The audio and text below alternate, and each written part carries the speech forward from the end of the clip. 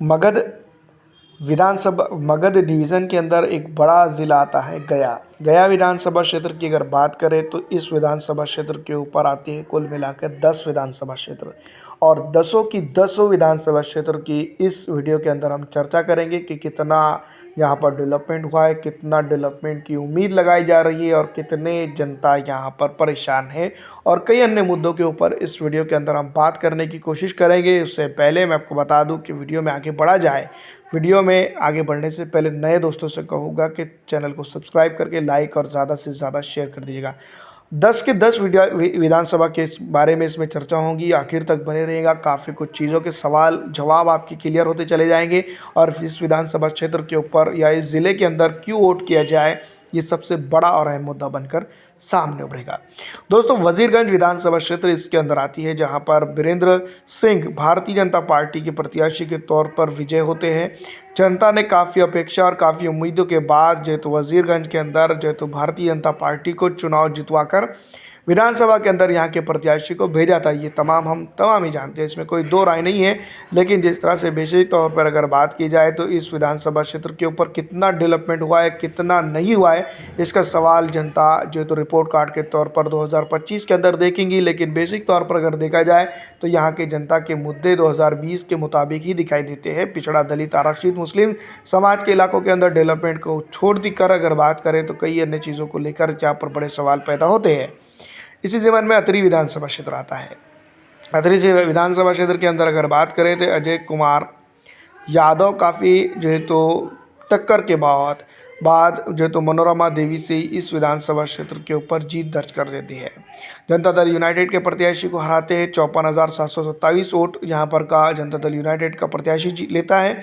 मनोरमा देवी की अगर बात करें तो काफ़ी अच्छी आखिर राउंड तक टक्कर उन्होंने दी है, इसमें कोई दो राय नहीं है। 62,658 वोट हासिल करके आरजेडी के प्रत्याशी यहाँ पर पहले नंबर पर पहुँच जाते हैं। लेकिन अतरी विधानसभा क्षेत्र के ऊपर इस विधानसभा के डेवलपमेंट को लेकर वो कहाँ तक पहुँचते, ये सबसे बड़ा सवाल खड़ा करता है, और इसका जवाब जनता अभी तक के तलाश करते हुए नजर आती है। पिछले 5 साल गुजर चुके हैं इस विधानसभा क्षेत्र के ऊपर।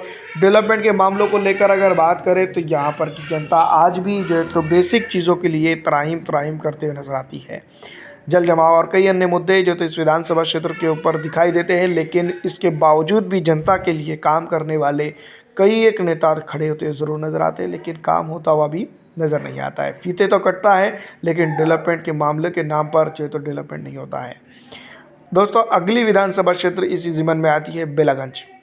बेलागंज के अंदर कई अन्य चीज़ों को देखा जाए तो 2020 और 2024 के अंदर इसके अंदर इलेक्शन हुए। जनता के अंदर कई इससे पहले भी कई इलेक्शन हुए, लेकिन जनता ने जो तो अपेक्षा की थी कि इस विधानसभा क्षेत्र के ऊपर काफ़ी कुछ बदलाव होगा, लेकिन बेसिक तौर पर अगर देखा जाए तो इस विधानसभा क्षेत्र के ऊपर भी विकास नहीं हुआ। यहाँ पर नए तौर पर अगर देखा जाए तो नई पारी खेलते हुए जन स्वराज्य पार्टी के प्रत्याशी मोहम्मद अमजद 17,285 वोट हासिल करके अपनी मौजूदगी तो दर्ज कर देते हैं। लेकिन वहीं अगर बात करें आरजेडी के विश्वनाथ कुमार सिंह 51,943 वोट हासिल करके दूसरे नंबर पर पहुंच जाते हैं। स्थितियों का जायजा लें तो जनता दल यूनाइटेड की मनोरमा देवी यहां पर जीत दर्ज कर देती है बेलागंज विधानसभा क्षेत्र से 73,334 वोट हासिल करके। सबसे इम्पोर्टेंट बात यह है कि इस विधानसभा क्षेत्र के ऊपर काफ़ी कुछ चीज़ों को लेकर जो तो जनता से वादे और कई अन्य चीज़ें की गई थी, लेकिन बाई इलेक्शन में पूरे का होते हैं। फिलहाल मैं आपको बता दूं कि तिकारी विधानसभा क्षेत्र की अगर बात करें तो हिंदुस्तानी अवामी मोर्चा सेकुलर के पार्टी के प्रत्याशी यहाँ पर पिछली विधानसभा चुनाव के अंदर जीत दर्ज करने में कामयाब होते हैं, और कई अन्य क्षेत्रों को अगर देखा जाए तो इस विधानसभा क्षेत्र की जनता की अपेक्षा भी होती है। 70,359 वोट हासिल करके अनिल कुमार जीत दर्ज करते हैं। वहीं राष्ट्रवादी भारतीय राष्ट्रीय कांग्रेस पार्टी की अगर बात करें सुमंत कुमार चुनावी मैदान में होते हैं, जो 66,729 वोट हासिल करके दूसरे नंबर पर पहुंचते हैं। कुल मिलाकर अगर बात करें तो इस विधानसभा क्षेत्र के ऊपर अगर कुल मिलाकर बात की जाए तो करीब करीब 1% का डिफरेंस था, जहां पर जो तो भारतीय राष्ट्रीय कांग्रेस पार्टी हार जाती है। अगर आरजेडी इस विधानसभा चुनाव के लड़ती तो यहां पर वो जीत दर्ज करती। उस वक्त का पॉलिटिकल सिनेरियो इस तरह का बना था, क्योंकि तकरीबन 100 के करीब या 100 से ज़्यादा सीटों के ऊपर कांग्रेस ने चुनाव लड़ा, लेकिन 17 सीटें हासिल करने में कामयाबी हुई। ये एक तरह से देखा जाए तो डिज़ास्टर जिसको हम कह सकते हैं आरजेडी के लिए साबित हुआ। अगर आरजेडी 150 सीटों पर चुनाव लड़ती तो करीब करीब 100 सीटों के करीब जा सकती थी, इस तरह का मानना पॉलिटिकल लोगों का था। लेकिन विधानसभा के अंदर डेवलपमेंट की बात की जाए जीत के बाद तो सबसे बड़ा और अहम मुद्दा होता है, लेकिन डेवलपमेंट के मामले और कई अन्य चीज़ों को लेकर इस विधानसभा क्षेत्र के ऊपर पेंडिंग कई सवाल खड़े पड़ते हैं। दोस्तों अगला विधानसभा जो है तो इसके अंदर जो आता है, जो इम्पोर्टेंट विधानसभा है, जो इसको ज़िला बनाता है, जिसको हम कह सकते हैं गया टाउन विधानसभा क्षेत्र। गया टाउन विधानसभा क्षेत्र की अगर बात करें तो भारतीय जनता पार्टी यहाँ पर चुनाव जीत कर आती है।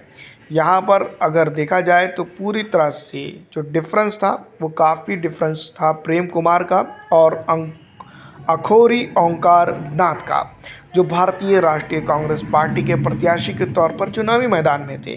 भारतीय जनता पार्टी की बात करें तो मैदान मारने में वो कामयाब हुई थी और इसको होल्ड करने में भी वो कामयाब हुई थी।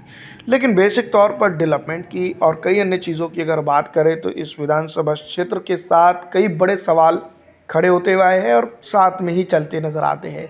पलायन का मुद्दा यहाँ पर भी देखा जाता है, बेरोजगारी का मुद्दा यहाँ पर भी देखा जाता है, लॉ एंड ऑर्डर का मुद्दा यहाँ पर भी देखा जाता है, प्राइमरी हेल्थ सेक्टर का मुद्दा तक इस विधानसभा क्षेत्र के अंदर देखा जाता है। तो ये सबसे बड़ी चीज़ है।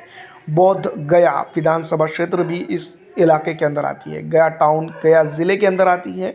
गया की बात करें तो आरजेडी के कुमार सर्वजीत जहाँ पर चुनाव जीत जाते हैं।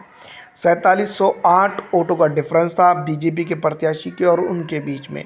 यहाँ पर 80,926 वोट हासिल करके कुमार सर्वजीत जो है तो जीत दर्ज करते हैं, लेकिन हरी मांझी 76,218 वोट हासिल करके दूसरे नंबर पर रहे थे। ये अपने आप में बड़ी बात है और बड़ा डिफरेंस है।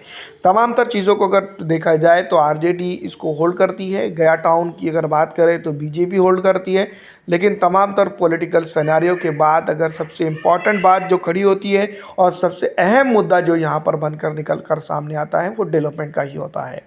इस विधानसभा क्षेत्र के ऊपर भी जिस तरह के हालात है, जिस तरह की चीज़ें हैं, जिस तरह का माहौल है, उन तमाम तर चीज़ों को अगर देखा जाए, नापा तोला जाए तो उसी तरह के मुद्दे हैं जो 2020 के चुनाव के दौरान देखे गए थे। इस बार भी नीतीश कुमार की जिस तरह से उठापटक नज़र आ रही है, कभी आरजेडी की तरफ उनका झुकाव हो जाता है तो कभी भारतीय जनता पार्टी की तरफ उनका झुकाव नज़र आता है। तमाम तर चीज़ें हैं, तमाम तर चीज़ों के बाद बड़े बड़े सवाल हैं और बड़े बड़े सवालों के बाद कई गंभीर जवाब भी निकल कर सामने आ ही जाते हैं। लेकिन डेवलपमेंट की अगर बात की जाए, चाहे वो गया टाउन हो या फिर बौद्ध गया हो, यहाँ पर नहीं होता है। हिस्टोरिकल प्लेस है, कई चीज़ों को लेकर यहाँ पर डेवलपमेंट हो सकता है और विकास के साथ साथ पर्यटन और कई अन्य चीज़ों को लेकर यहाँ पर रोज़गार निर्माण हो सकता है। लेकिन अफसोस होता है बरचाटी विधानसभा क्षेत्र इसी ज़िले के अंदर एक इम्पॉर्टेंट विधानसभा क्षेत्र आती है जिसको हम बरचाटी विधानसभा क्षेत्र के नाम से जानते हैं। इस विधानसभा क्षेत्र के ऊपर भी त्रिकोणीय चौकोनिया मुकाबले की उम्मीद थी, लेकिन भारतीय जनता पार्टी और हिंदुस्तानी अवामी मोर्चा के गठबंधन के प्रत्याशी के बीच में माफ़ कीजिएगा के साथ आरजेडी का ही मुकाबला कड़ा था। लेकिन कई अन्य चीज़ों को लेकर इस विधानसभा क्षेत्र के ऊपर कई गंभीर सवाल और बड़े सवाल खड़े करने ज़रूरी हैं। इस विधानसभा क्षेत्र के ऊपर भी जो तो एक तरह से देखा जाए, जिस तरह से जो माहौल बना था, जिस तरह का जो हालात थी, आखिर वक्त तक यही लगा कि आरजेडी इस विधानसभा में जीत दर्ज करेगी। लेकिन बेसिक तौर पर हम ये भी बात कह सकते हैं कि इस विधानसभा में कई अन्य मुद्दों के साथ अभी भी बहुत सारी ऐसी चीज़ें हैं जिसको लेकर जो है तो चर्चा बनी है और इस विधानसभा पर डेवलपमेंट के मामलों को अभी भी निलंबित समझा जा सकता है। तो कई अन्य चीज़ें हैं जिस तरह से इस विधानसभा क्षेत्र को लेकर बात की जा सकती है। अगली विधानसभा क्षेत्र इसके अंदर जो आती है वो गया ज़िले के अंदर वो है इमामगंज विधानसभा क्षेत्र। इमामगंज के अंदर अगर बात करें तो हिंदुस्तानी अवामी मोर्चा इस विधानसभा क्षेत्र को होल्ड करने में कामयाब हो जाती है। 53,435 वोट हासिल करके दीपा मांझी हिंदुस्तानी अवामी मोर्चा के प्रत्याशी के तौर पर यहाँ पर जीत दर्ज करते हैं। आरजेडी रोशन कुमार मांझी यहाँ पर 47,490 वोट हासिल करके दूसरे नंबर पर रहते हैं और जन स्वराज्य पार्टी के जितेंद्र पासवान 37,103 वोट हासिल करके तीसरे नंबर पर रहते हैं। त्रिकोणीय मुकाबला था, बाई इलेक्शन था इमामगंज विधानसभा क्षेत्र के ऊपर। यहाँ पर डेवलपमेंट के मामले और कई अन्य चीज़ों को लेकर चर्चा ज़रूर बनी थी, लेकिन दोस्तों हिंदुस्तानी अवामी मोर्चा ये सीट होल्ड करने में कामयाब होती है, लेकिन डेवलपमेंट के मामलों को लेकर काफ़ी फिसड्डी साबित होती है। शेरघाटी विधानसभा क्षेत्र की इस विधानसभा की अगर बात करें तो कई अन्य चीज़ों को लेकर इस विधानसभा क्षेत्र के ऊपर बात की जा सकती है। शेरघाटी के अंदर अगर बात की जाए तो मंजू अग्रवाल से ज़्यादा चर्चा मसरूर आलम साहब की थी, जो ऑल इंडिया मजलिस इत्तेहादुल मुस्लिमीन के प्रत्याशी के तौर पर यहाँ पर उभरे थे। दोस्तों बार बार इस विधानसभा क्षेत्र को उस वक्त सर्च किया गया था, जहाँ पर 14,987 वोट मात्र उन्होंने हासिल किए थे, लेकिन दबदबा बाकी था। आरजेडी के लिए जो है तो बीजेपी भगाओ नारा यहाँ पर कामयाब हुआ और 61,804 वोट हासिल करके मंजू अग्रवाल भारतीय जनता पार्टी को के गठबंधन के प्रत्याशी को हराने में कामयाब हुई थी। जनता दल यूनाइटेड के विनोद पासवान प्रसाद यादव 45,114 वोट हासिल करने में कामयाब हुए थे। अगर AIMIM LJP और अलग अन्य पॉलिटिकल पार्टी के प्रत्याशी नहीं होते तो काफ़ी अच्छा रोमांचक मुकाबला यहाँ पर बन सकता था, इस तरह का मानना यहाँ के पॉलिटिकल सिनेरियो का था। लेकिन दोस्तों डेवलपमेंट की भी बात की जानी चाहिए। शेरघाटी के अंदर एक बड़ा तबका मुसलमानों का, पिछड़ों का, दलितों का, आरक्षित समाज का आता है, लेकिन उनके लिए डेवलपमेंट की अगर बात की जाए तो काफ़ी नदारत नज़र आता है। गुरुवा विधानसभा क्षेत्र की अगर बात करें तो ये एकमात्र विधानसभा क्षेत्र है जो गया के अंदर आती है। गया के अंदर 10 विधानसभा क्षेत्र आती है, उसके अंदर इंपॉर्टेंट विधानसभा क्षेत्र ये भी आती है। RJD, Janata Dal United, Bharatiya Janata party और ऑल इंडिया मजलिस इत्तेहादुल मुस्लिमीन। कौशल्या देवी मांझी जो है तो यहाँ पर काफ़ी चर्चा में रही थी। 2020 विधानसभा चुनाव की बात अगर करें तो गुरु विधानसभा क्षेत्र के अंदर अगर बात करें तो मैं आपको बता दूं कि कौशल्या देवी ने काफ़ी अच्छा वोट हासिल ज़रूर किया था, लेकिन विनय यादव के लिए जनता ने एकजुट वोट किया था। जिस तरह से मैं आपको बता दूं कि डेवलपमेंट की उम्मीद के साथ इस विधानसभा क्षेत्र के ऊपर वोटिंग तो ज़रूर हुई थी, लेकिन बेसिक तौर पर इस विधानसभा क्षेत्र के ऊपर डेवलपमेंट नहीं हो पाया। पिछड़ा हो, दलित हो, आरक्षित समाज हो, तमाम तरह के पॉलिटिकल तबकात हो, यहाँ पर जो है तो डेवलपमेंट के लिए तराहीम करते ही रहे। पिछड़ा हो, दलित हो, आरक्षित हो, कई अन्य मुद्दों को लेकर इस विधानसभा क्षेत्र के ऊपर चर्चा बनी रही। आपको क्या लगता है कि इस बार विधानसभा चुनाव के अंदर कौन जीत कर करेगा?